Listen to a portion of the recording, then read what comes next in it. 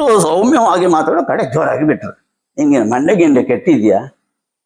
ಅಲ್ಲ, ಯಕ್ಷಗಾನದ ಹೊರಗಡೆ ನೋಡಿ ನೀನು ಯಕ್ಷಗಾನವನ್ನು ಅಳಿಬೇಡ, ಅದ್ರ ಒಳಗೆ ಎಷ್ಟು ಉಂಟು.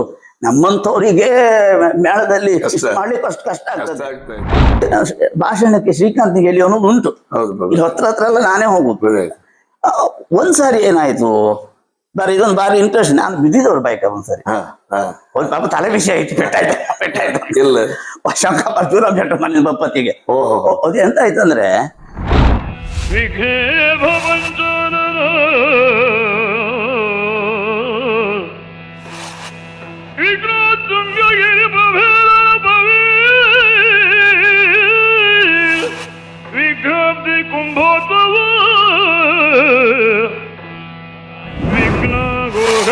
प्रचंड पवन श्री विघ्नेश्वर पातु मां. ಅದೊಂದು ಮಾಣಿ ಗುಣ ಮಂಡೆ ಕೆಟ್ಟ ಹೋಯ್ತು ಮಾರ್ರೆ. ಮೋರ್ಷಟ್ ಅಂತ ಮಾಡಿದ್ರು. ಕಾಳಿ ನೋಡ್ ಹತ್ರ ನೀವು ಪದಕೆಂಡ ಆ ಮಾಣಿ ಮಂಡೆ ಕೆಟ್ಟಿತ್ತು, ಇತ್ತು ಮಾರ್ಕ್ ಇತ್ತು, ಅದು ಮ್ಯಾಕ್ ಹೋಟೆ ಕೂಕೊಂಡಿತ್ತು ಮಾರ್ರೆ. ಒಂದು ಬುದ್ಧಿ ಹೇಳಿ ಅಂತ. ಆಗ ಶಂಕರನಾಥ ಅಲಿಗಢ ಮೇಳದ ಆಟ. ಸರಿ, ಅವ್ರು ಶಂಕರನಾಥದಲ್ಲಿ ಆಟ ಆದ್ರೆ ಈ ಬಾಲಕೃಷ್ಣ ಭಟ್ರ ಮನೇಲಿ ಇರುದು. ಈ ಸ್ವಾರಸ್ಯ ಡಿಪಾರ್ಟ್ಮೆಂಟ್ ಅಲ್ಲಿ ಬಾಲಕೃಷ್ಣ ಭಟ್ರ ಅಲ್ಲಿ ಉಳ್ಕೊಳ್ಳು. ಹಾಗೆ ಮೊಬೈಲ್ ಎಲ್ಲ ಇಲ್ಲ, ಯಾರ ಹತ್ರ ಹೇಳಿ ಕಳಿಸಿದ್ರು. ನಮ್ಗೆಲ್ಲ ನಾವು ನಮ್ಮನ್ನ ಕರೆದಿದ್ದಾರೆ ಅಂದ್ರೆ ನಮ್ಗೆ ಸ್ವರ್ಗಕ್ಕಿಂತ ಮೇಲೆ. ಹೌದು, ಸೀದಾ ಹೋದೆ. ಒಂದು 6 ಗಂಟೆ ಸಂಜೆ ಅವ್ರು ಕೂತಿದ್ರು. ನಾನು ಹೇಳಿದೆ, ಶ್ರೀಕಾಂತ್ ಅಂತ ನಾನೇ, ನೀವು ಬರ್ಲಿಕ್ಕೆ ಹೇಳಿದ್ದೀರಂತಲ್ಲ, ಬಾ ಬಾ ಬಾ ಅಂತ ಕೂತ್ಕೊ. ಕುರ್ಚಿ ಕೊಟ್ರು. ಕಡೆಗೆ ಏನ ಮಾರ್ಕ್ ಎಷ್ಟು ಸಿಕ್ಕಿತ್ತು ಏಕೆ ಅಂತ. ಮಾರ್ಕ್ ಒಂದು 82. ಸಣ್ಣ ಮುಖ ಮಾಡಿ ಹೇಳುತ್ತೆ ಅಂತ, 82 ಕಮ್ಮಿ ಮಾರಯ್ಯ. PUC ಅಲ್ಲಿ, ಅದು PCMB ಸೈನ್ಸ್ ಅಲ್ಲಿ ನೀನ್ ಮನ್ಸು ಮಾಡ ಡಾಕ್ಟರ್ ಇಂಜಿನಿಯರಿಂಗ್ ಯಾವ ಲೈನಿಗೂ ಹೋಗ್ಲಕ್ಕಲ್ಲ ಅಂದ. ಇಲ್ಲ, ನಾನು ಮೇಳಕ್ ಸೇರ್ತೆ ಅಂದೆ.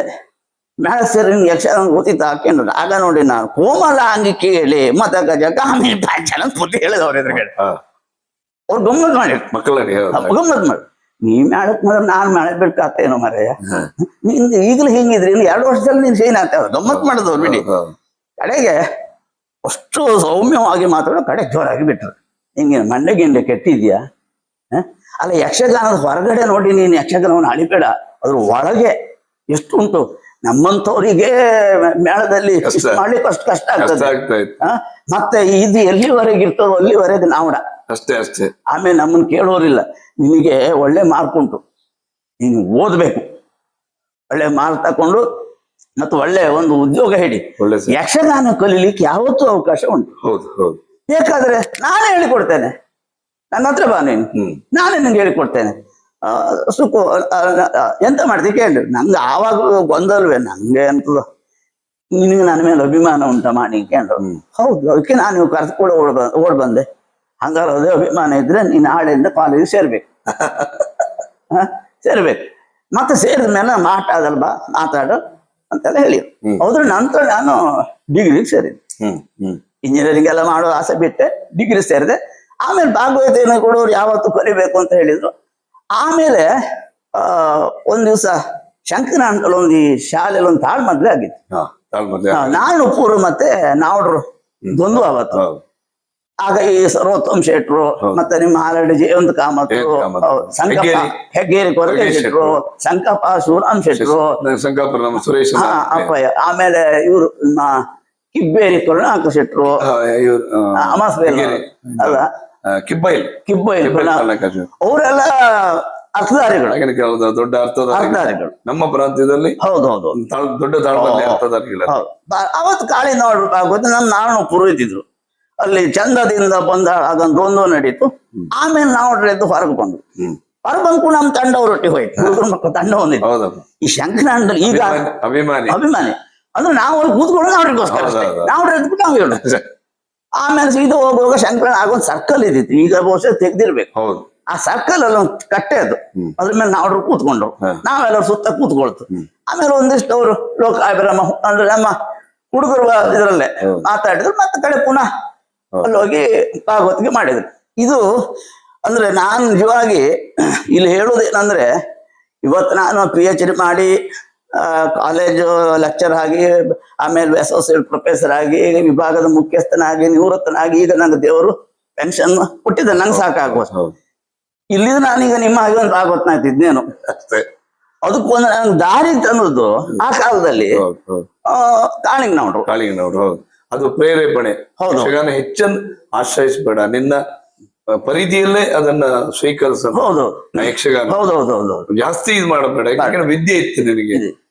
ನೀನು ಹೌದು ನೀವು ಓದಿ ಕೆಲಸ ತಗೋ ಅಂತ, ಭಾಗವತಿಗೆ ಯಾವತ್ತೂ ಆಗ್ಬಹುದಂತ. ಸತ್ಯ ಸತ್ಯ. ಆಮೇಲೆ ಈ ಅವರಿಗೆಲ್ಲ ಸನ್ಮಾನ ಆಗುವಾಗ ಇಲ್ಲೆಲ್ಲ ಈ ಸನ್ಮಾನ ಆದ್ರೆ ಅವ್ರು ಅದೇ ಅಂತ ನಂಗೆ ಗೊತ್ತಿಲ್ಲಪ್ಪ, ನಾನು ಅದು ಹೇಳಿದ್ನಲ್ಲ. ಈಗ ನಂಗೆ ತೊಂದ್ರೆ ಇಲ್ಲ, ಆಗ ನನ್ನದು ಸತ್ಯ ಸರಿಯಾಗಿ ಎಂತದ್ದು ಇಲ್ಲ. ಹೌದು. ಆ ಚೀಲ ಕಂಡ್ರೆ ನಗೆ ಹೇಳ್ಬೇಕಾಗಿರೋದು, ಒಂದ್ ಪಂಚೆ ಒಂದೊಂಗಿ ಕಷ್ಟದ ಕಾಲ, ಕಷ್ಟದ ಕಾಲದಲ್ಲಿ ಒಂದು ಸಂತೋಷ. ಕಷ್ಟ ಕಾಲ. ಮತ್ ನಂಗೆ ಇನ್ಫ್ಲುಯೆನ್ಸು ಇಲ್ಲ, ಯಾರ ದೊಡ್ಡ ಮನುಷ್ಯದು ಏನೂ ಇಲ್ಲ, ದುಡ್ಡು ಇಲ್ಲ. ಆದ್ರೂ ನನ್ ಬಗ್ಗೆ ಆತ್ಮೀಯತೆ ಯಾಕೆ? ನಂಗೆ ಇದು ಅವ್ರು ದೊಡ್ಡತನ ಗೊತ್ತಾಗೋದು ನೋಡಿ. ಅವರು ನಂಗೆ ಅನ್ಸೋದು ಒಬ್ಬ ವ್ಯಕ್ತಿ ನೋಡಿದಾಗ ಜಡ್ಜ್ ಮಾಡಿ ಒಂದು ಸಂಬಂಧ ಬೆಳೆಸ್ತಿದ್ರು. ಜಡ್ಜ್ ಮಾಡಿ ಜಡ್ಜ್ಮೆಂಟ್ ಒಳ್ಳೆ ಉಂಟು ಅವ್ರು. ಹೌದೌದು. ಪ್ರತಿಯೊಬ್ಬರಿಗೆ ಕೆಲವರು ಅವರ ಸ್ನೇಹಿತರೆಲ್ಲ ನಾವು ನೋಡ್ತಾ ಇದ್ದೇವೆ. ಹೌದೌದು. ಕೆಲವೇ ಜನಗಳು ಅವರು ಹೆಚ್ಚಿಗೆ ಜನರ ಮೋಹ ಇಲ್ಲ. ಕೆಲವೇ ಜನಗಳು ನಿಮ್ಮಂತವ್ರು ಒಂದಿಷ್ಟು ಜನ ಇದ್ದಾರೆ ಅವರ ಗರಡಿಯಲ್ಲಿ. ಅಷ್ಟು ಜನರ ಹತ್ರ ಮಾತ್ರ ಅವರು ಮಿಂಗಲ್ ಆಗ ತುಂಬಾ ಕ್ಲೋಸ್. ಇಲ್ಲಿವರೆಗೆ ಅಂದ್ರೆ ಸೋಮನಾಥ್ ಹೆಗಡೆ ಇರುವಾಗ ಸಾಲಿಗ್ರಾಮ ಚೌಕಿ ಒಳಗೆ ನಾವು ಹತ್ರ ಹೋಗಿ ನಾವು ಮಾತ್ರ ಪರ್ಮಿಷನ್ ಕರೀತಿದ್ರು ಅವರು. ಸರ್ವೋತ್ತಮ ಶೆಟ್ಟಿ, ಕೆಲವೇ ಜನಗಳು, ಕೆಲವೇ ಜನ. ಆಮೇಲೆ ಚಾಕರ್ಸಿ ಕೊಡುದು, ಆಮೇಲೆ ಎಲ್ಲಡಕ್ಕೆ ಬೇಕಾದ್ರೆ ತಿನ್ನೋದು, ಅದು ಕೊಡಿ. ಇಷ್ಟೆಲ್ಲ ನಮ್ಗೆ ನಾವು ಏನು ಅಲ್ಲಿದ್ದವನಿಗೆ ಅವರೊಂದು ಉಪಚಾರ ಅಂದ್ರೆ ಎಷ್ಟು. ಆಮೇಲೆ ಇನ್ನೊಂದು ನೆನಪಾಗತ್ತೆ, ಅವ್ರ ಅಣ್ಣ ಗಣಪಯ್ಯನವ್ರು. ಗಣಪಯ್ಯನವ್ರು ಹೇಳ್ತಿದ್ರು, ಅವ್ರು ನಂಗೆ ಕಾಂಟ್ಯಾಕ್ಟ್ ಆದ. ಗಣಪಯ್ಯನವ್ರು ಕಾಂಟ್ಯಾಕ್ಟ್ ಆಗೋದು ಲೇಟ್, ಯಾಕಂದ್ರೆ ಕಾಳಿಂಗನವ್ರ ಹತ್ರ ಮಾತಾಡ್ಬೇಕು ನಾನು ಹೋದದ್ದು ಹುಣ್ಣಿಮೆಗೆ. ಆಗ ರಾಮಚಂದ್ರನವ್ರ ಸೌಖ್ಯ ಇಲ್ಲ, ಅವ್ರನ್ನ ಕೋಟೇಶ್ವರದಲ್ಲಿ ಸೇರಿಸಿದ್ರು. ನಾನ್ ಕೇಳಿದ್ಮೇಲೆ ಕಾಳಿಂಗನವ್ರು ಇರ್ಲಿಲ್ಲ, ಬಹುಶಃ ವಿದೇಶಕ್ಕೂ ಎಲ್ಲ ಹೋಗಿರ್ಬೇಕು ಅನ್ಸದೆ. ಕೇಳಿದ್ಮೇಲೆ ರಾಮಚಂದ್ರನವ್ರು ನೋಡ್ಕೊಂಡು ಹೋಗುವ ಕೋಟೇಶ್ವರಕ್ಕೆ ಹೋದೆ. ಆಗ ಅವ್ರು ಮಣಿಪಾಲ ಶೂಟ್ ಮಾಡ್ತಾ ಇದ್ರು ಅಲ್ಲಿಂದ. ಹೌದೌದು, ರಾಮಚಂದ್ರ. ನಾನಾಗ ಗಣಪಯ್ಯನವ್ರನ್ನ ಪರಿಚಯ ಮಾಡ್ಕೊಂಡೆ. ನಾನು ಹೀಗೆ ಕಾಳಿಂಗನವ್ರ ಅಭಿಮಾನಿ ಮಾಡ್ರೆ, ಹೀಗೆ ನಿಮ್ ಮನೆ ಬಂದಿದ್ದೆ. ಹೌದು, ಅಪ್ಪನ ಹುಷಾರಿಲ್ಲ, ಮಣಿಪಾಲಕ್ಕೆ ಹೋಗ್ಬೇಕು. ಆಮೇಲೆ ನಾನೇ ಒಂದು ಕಾರ್ ಮಾಡ್ಕೊಂಡ್ ಬಂದು ನಾನು ಅವ್ರೊಟ್ಟು ಸೇರಿ ಆಗ 500 ರೂಪಾಯಿನೂ ಕೊಟ್ಟಿದ್ದು ಮಣಿಪಾಲದಲ್ಲಿ. ಯಾಕಂದ್ರೆ ಅವರೆಲ್ಲ ತುಂಬಾ ಟೆನ್ಷನ್ ಇಲ್ಲ. ಕಡೆ ನಾವ್ರಲ್ಲ ಬೇರೆ ಬಂದ್ಮೇಲೆ ನಾನು ಕರೆದು ಅದೆಲ್ಲ ಕೊಟ್ಟಿದ್ರೆ ಆ ವಿಷಯ ಬೇರೆ.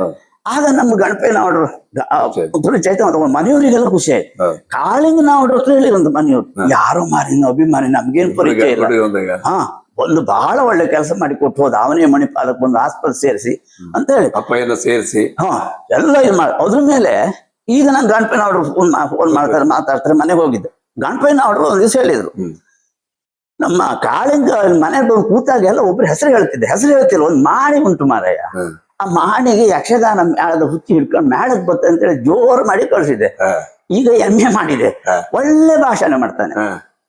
ಅವ್ರು ಏನ್ ಮಾಡ್ತಿದ್ರು ಅಂದ್ರೆ, ಅವ್ರಿಗೆ ಸನ್ಮಾನ ಆಗುವಾಗ ಸಾಧಾರಣವಾಗಿ ಭಾಷಣಕ್ಕೆ ಶ್ರೀಕಾಂತ್ ಹೇಳಿ ಅನ್ನೋದು ಉಂಟು. ಇಲ್ಲಿ ಹತ್ರ ಎಲ್ಲ ನಾನೇ ಹೋಗುದು. ಒಂದ್ಸಾರಿ ಏನಾಯ್ತು, ಇದೊಂದು ಬಾರಿ ಇಂಟ್ರೆಸ್ಟ್. ನಾನು ಬಿದ್ದಿದ್ದವ್ರು ಬೈಕ ಒಂದ್ಸರಿ. ಒಂದ್ ಪಾಪ ತಲೆ ವಿಷಯ ಆಯ್ತು, ಪೆಟ್ಟಾಯ್ತು. ಶಂಕಪ್ಪ ಶಿವರಾಮ್ ಶೆಟ್ಟಿ ಮನೆ ಬಪ್ಪತ್ತಿಗೆ. ಅದು ಎಂತ ಆಯ್ತಂದ್ರೆ, ಅವತ್ತು ಶಂಕರಾನ GS ಆಚಾರ್ಯರಿಂದ ಅವ್ರಿಗೆ ಸನ್ಮಾನ. ಹೌದು, ಶಂಕರಾನಂದ ಸಾಲಿಗ್ರಾಮ ದಾಟ. ಅದಕ್ಕೂ ಮಾತಾಡೋದು ನಾನೇ ಅಂತ. ಅದನ್ನ ಆರ್ಡರ್ ಹೇಳಿದ್ರೆ ಹೈಕಮಾಂಡ್ ಹೇಳಿದ ಭಾಷಣ ಶ್ರೀಕಾಂತ್. ಆಗ ಅಲ್ಲಿ ಶಂಕಪ್ಪ ಶಿವರಾಮ್ ಶೆಟ್ಟಿ ಮನೆಗೆ ಊಟ ಇದ್ದಿತ್ತು. ನಮ್ಮ ಸುರೇಶ್ ಶೆಟ್ರು, ಆಗ ನಮ್ಮ ಚಂದ್ರಶೇಖರ್ ಶೆಟ್ರು, ಕಂದ ಅವರು, ರಘುರಾಮ್ ಶೆಟ್ರು ಎಲ್ಲ ಊಟ ಇತ್ತು. ಹೌದು, ಎಲ್ಲ ಇದ್ದಿದ್ರು ಅಲ್ಲಿ. ಆಗ ನಾವು ಸ್ವಲ್ಪ ರೆಸ್ಟ್ ತಗೊಳ್ತಿದ್ರು. ಆಮೇಲೆ ಅವ್ರು ಹೇಳಲಿಲ್ಲ, ನಿದ್ರೆ. ಕಡೆಗೆ ಅವ್ರು ಹೇಳಿರು, ನೋಡ್ರೆ ಈಗ ನಾವು ಮುಂದೆ ಹೊತ್ತು, ಯಾಕಂದ್ರೆ ಸಭಾ ಕಾರ್ಯಕ್ರಮ ಶುರುವಾತ, ಈಗ ಒಂದು 10 ನಿಮಿಷ ಬಿಟ್ಟು ಮುಖ ತೊಳ್ಕೊಂಡೆಲ್ಲ ಬನ್ನಿ. ಈ ಶ್ರೀಕಾಂತ್ ಇರ್ತ ಒಟ್ಟಿಗೆ, ಅವ ನಿಮ್ಮನ್ನ ಎಬ್ಸಿ ಕರ್ಕೊಂಬತ್ತ ಅಂದ್ರು. ಆಯ್ತಂದ್ರು. ನಾನು ಕರೆಕ್ಟ್ ನಂಗೆ ಹೇಳಿ ಇಂತಿಷ್ಟು ಹೊತ್ತಿಗೆ ಅವ್ರು ಎಬ್ಸಿ ಕರ್ಕೊಂಬ ಅಂತ. ಕಡೆಗೆ ಎಬ್ಸಿದೆ. ಎದ್ದು ಮುಖ ಎಲ್ಲ ತೊಳ್ಕೊಂಡ್ರೆ, ಈ ನಮ್ಮ ಈ ಸುರೇಶ್ ಶೆಟ್ರ ಮನೆ ಇತ್ತಲ್ಲ, ಅದೇ ಶಿವರಾಮ್ ಶೆಟ್ರ ಮನೆ ಅಲ್ಲಿ. ಆಗ ಈಗ ಹೋಗಿದ್ದ ಮೊನ್ನೆ, ಹೀಗೆ ಒಪ್ಪಬೇಕು ಒಂಚೂರು. ಅವ್ರದ್ದು SD ಬೈಕ್ ಕಾಳಿನವ್ರು, ಹಿಂದ್ಗಡೆ ಕೂತ್ಕೊಂಡೆ. ಹೀಗೆ ಮೇಲೆ ಹತ್ತುವಾಗ ಬೈಕ್ ಬಿತ್ತೆ. ಬಿದ್ದು ಅವ್ರ ಕಾಲು ಹುಡ್ಕೊಂಡ್ರು, ನಾ ಕೆಳಬಿದ್ದೆ. ಕೆಳಬಿದ್ದು ಅವ್ರು ಪಕ್ಕವರಿಗೆ, ಶ್ರೀಕಾಂತ ಎಂತಾಯ್ತು ಪೆಟ್ಟ ಎಂತ ಪೆಟ್ಟ ಇಲ್ಲ ಎಂತ. ಹೌದೌದು, ಅವ್ರಿಗೆ ಅವ್ರಿಗಿಂತ ನನ್ ಕಾಳಜಿ. ಭಾಷಣ ಮಾಡೋಕೆಲ್ಲ ಆಗ್ತಲ್ಲ, ಎಂತ ಆಯಿಲ್ ನಂಬರ್ ಒಂದು ಗಾಯ ಕೂಡ ಇಲ್ಲ, ನೀ ತಲೆಬಿಸಿ ಮಾಡ್ಬೇಡಿ ಅಂದ್ರೆ ಕೂತ್ಕೊಂಡ್. ಆಗ ನಾನು ಅವ್ರ ಹತ್ರ ಕೆಲವಲ್ಲಿ ಹೀಗೆ ಡಿಸ್ಕಸ್ ಮಾಡೋದುಂಟು. ಅವ್ರಿಬ್ರೇ ಪತಿ ಎಂತ ಭಾಷಣ ಮಾಡೋದು ಮಾರ್ರೆ ಕೇಂಡೆ ನಾನು. ಎಂತ ಹೇಳಿ ಮಾಡಿ ಹಿಂಗೆ ಗೊತ್ತಿತ್ತಲ್ಲ. ಅಲ್ಲ ನೀವು ಒಂದ್ಸಲ ನಂಗೊಂದು ಕತೆ ಹೇಳಿದ್ರಿ ಅದನ್ನ ಹೇಳುದಾ ಕೇಳಿ. ಎಂತ ಕತೆ ನಂಗೆ ನೆನಪಿಲ್ಲ ಅಂದ್ರು. ಎಲ್ಲೋ ಒಂದ್ಸರಿ ಹೇಳ್ದ, ನಾನು ಅವ್ರದ್ದು ಒಂದ್ಸರಿ ಕೇಳಿದ್ದೆ, ಹೌದಪ್ಪ. ನಿಮಗ್ ಶಿಷ್ಯರಿದ್ದಾರ? ಹೌದು ನಗೆಡ್ದು ಹೇಳಿದ್ರು, ಶಿಷ್ಯರಂತ ಯಾರಿಲ್ಲ, ಬಟ್ ಗಣಗಳಿದ್ದಾರೆ, ತಾಳ ಹಿಡಿದು ಕೂಡ ನಾನು ಬರ್ತೇನೆ ಅಂದಿದ್ರು. ಹೌದು, ನಾನು ಅವತ್ತು ಮಾಷನ್ ಹೇಳಿದೆ. ಅದು ಒಳ್ಳೆ ಕ್ಲಾಪ್ ಇತ್ತು, ಆಯ್ತು. ಅದ್ರ ನಂತರ ಸಿದ್ದಾಪುರ ಒಂದು ಸನ್ಮಾನ ಆಯ್ತು ಅವ್ರಿಗೆ. ಅವತ್ತು ನಾನೇ ಮಾತಾಡಿದ ಅವ್ರ ಬಗ್ಗೆ. ಹೌದಪ್ಪ. ಅದು ನೋಡಿ, ಅದು ಎಂತ ನಮ್ಗೆ ಗೊತ್ತಿಲ್ಲ. ಈ ಮಡಮಗ್ಗಿ ಬಹುಶೆಟ್ರ ವೇದಿಕೆಯಲ್ಲಿ ಇದ್ದಿದ್ರು. ಹೌದು, ಅಪ್ಪಯ್ಯ ಅವರು ನಾವೆಲ್ಲ ಸೇರಿ ನನ್ನನ್ನು ಮಾತಾಡ್ಸೋ ಕರೆದ್ರು. ನಾವು ಆಗ ಸನ್ಮಾನಕ್ಕೆ ಉತ್ತರ ಕೊಟ್ಟ ಹೇಳಿದ್ರು.